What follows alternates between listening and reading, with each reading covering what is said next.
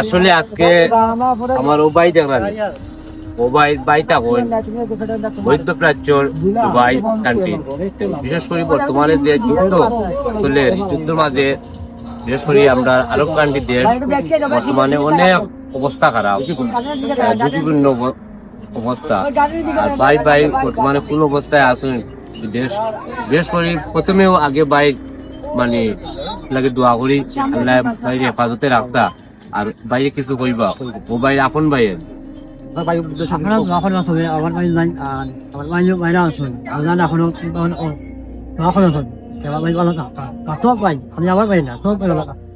ভালো দোয়া কথা কি আপনারা যে বাজারা প্রবাসে আসেন আল্লাহ সহি সালামতে রাখতা এবং সুস্থ রাখতা। ও ভাইও কাতার থাকুন বর্তমানে দেশও, আর ভাইও তো কিছু